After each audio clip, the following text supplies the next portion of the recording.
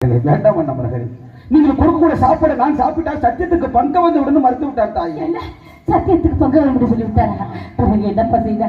ஓடுகின்ற கங்கையிலே 2 ஜலத்தள்ளி விட்டு விட்டு இந்த 3வது ஜலத்தள்ளி குளிக்க போனோமா, அந்த பழப்பணம் பறவை எச்சம் விட்டுட்டுமா, தண்ணீரை கூட குழந்தை குடிக்கவில்லையா? இது குடிக்கலாமா?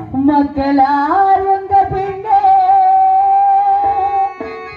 வந்த மைந்தனோ எங்கப்பா ஒத்து வேலைக்கு போன எங்கள் மடியிலோ எங்கப்பா புக்கவே